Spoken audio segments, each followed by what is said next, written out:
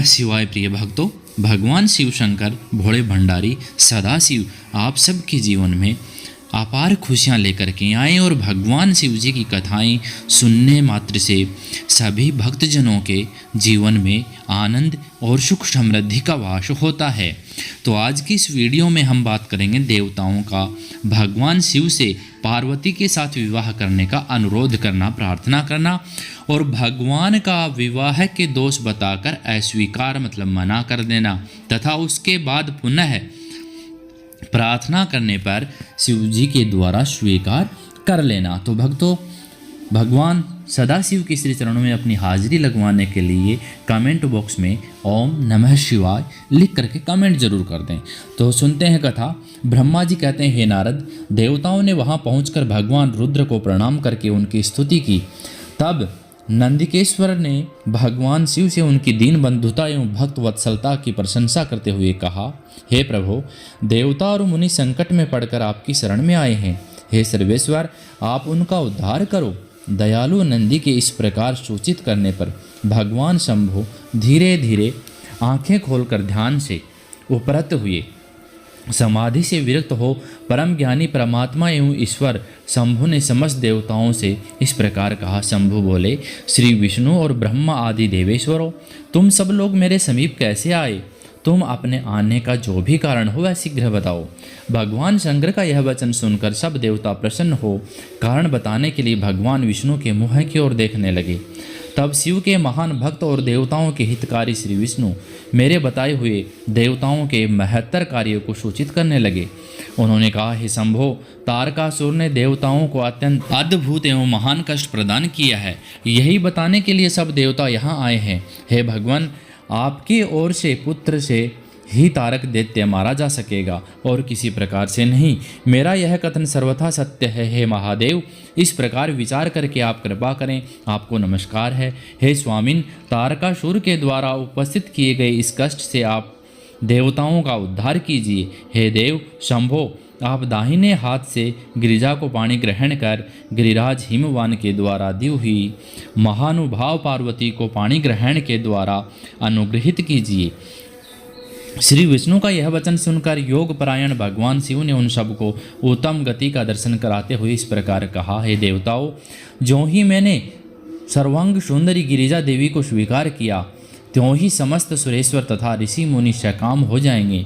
फिर तो वे परमार्थ पथ पर चलने के में समर्थ न हो सकेंगे।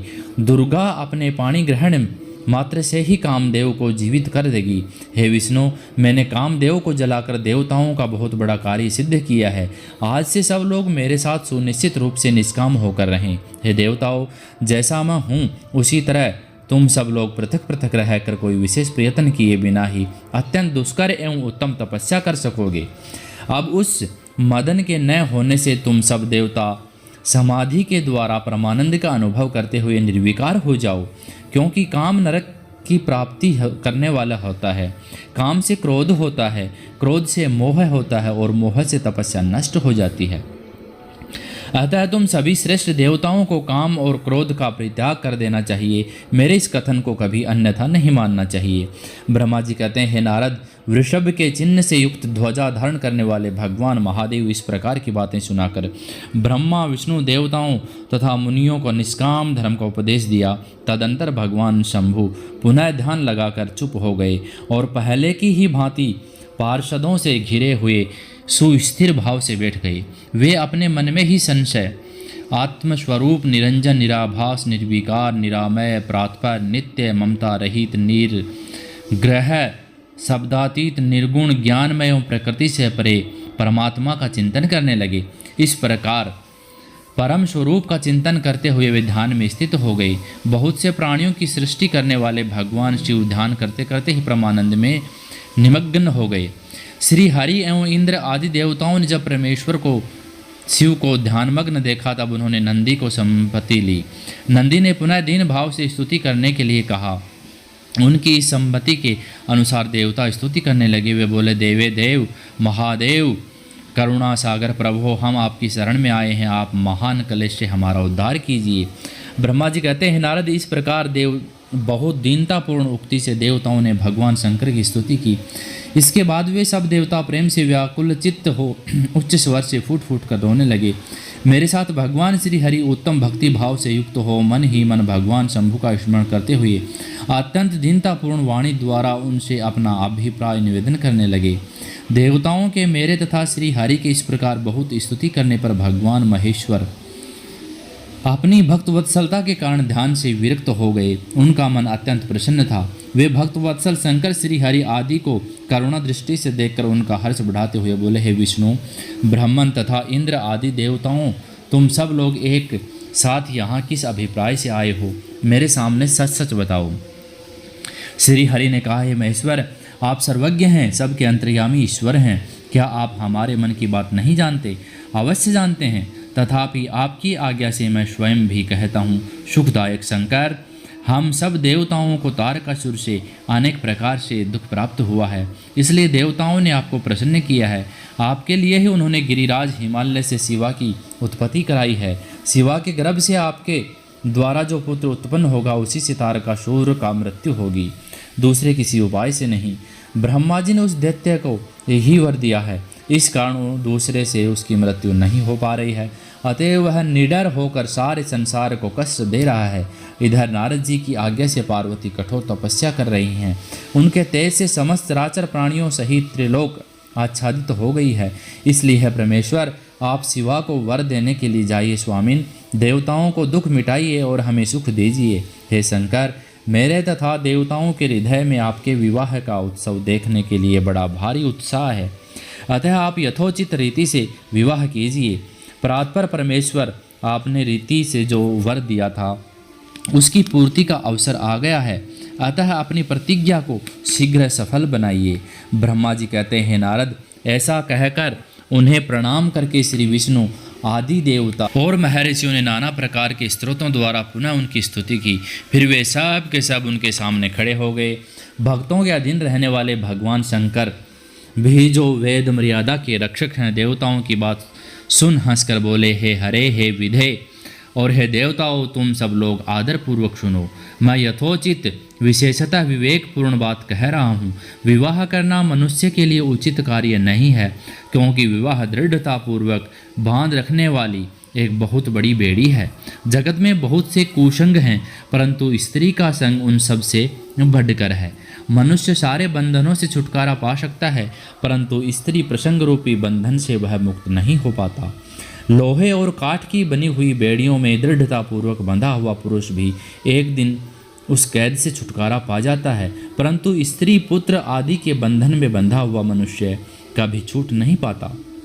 महान बंधन में डालने वाले विषय सदा बढ़ते रहते हैं। जिसका मन विषयों के वशीभूत हो गया है, उसके लिए मोक्ष स्वप्न में भी दुर्लभ हो जाता है। विद्वान पुरुष यदि सुख चाहता है तो वह विषयों को विधि पूर्वक त्याग दे। विषयों को विष के समान बताया गया है, जिसके द्वारा मनुष्य मारा जाता है। विषयी के साथ वार्ता करने मात्र से मनुष्य क्षण भर में पतित हो जाता है। आचार्यों ने विषयों को मिश्री मिलाई हुई वारुणी मदिरा कहा है।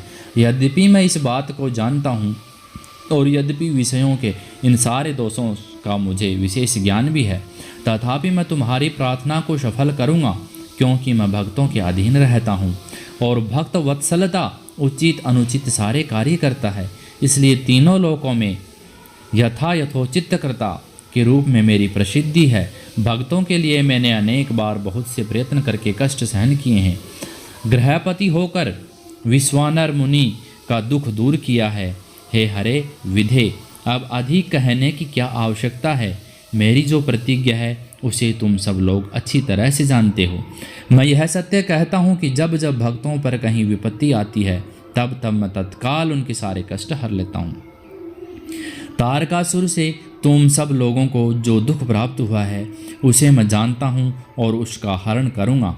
यह भी सत्य बता रहा हूँ। यद्यपि मेरे मन में विवाह करने की कोई रुचि नहीं है, तथापि मैं पुत्र उत्पादन के लिए गिरिजा के साथ विवाह करूँगा। तुम सब देवता अब निर्भय होकर अपने अपने घर जाओ। मैं तुम्हारा कार्य सिद्ध करूँगा। इस विषय में अब कोई विचार नहीं करना चाहिए। ब्रह्मा जी कहते हैं, नारद, ऐसा कहकर भगवान शंकर मौन हो समाधि में स्थित हो गए और विष्णु आदि सभी देवता अपने अपने धाम को चले गए। भक्तों, इस प्रकार से सभी देवताओं और मुनियों द्वारा शिव शंकर से प्रार्थना करने पर भगवान सदाशिव विवाह के लिए तैयार हो गए। और आगे आने वाले वीडियो में हम बात करेंगे भगवान शिव की आज्ञा से सप्त ऋषियों का पार्वती के आश्रम पर जाकर के उन्हें उनके शिव विषयक अनुराग की परीक्षा करना और भगवान को सब वृत्तांत बताकर स्वर्ग को जाना। तो भक्तों, अगर आपने कमेंट बॉक्स में श्री शंभो के श्री चरणों में हाजिरी नहीं लगाई है तो ओम नमः शिवाय लिख करके अपनी उपस्थिति अवश्य दर्ज कराएं। और मिलते हैं कल के नए वीडियो के साथ में। ओम नमः शिवाय।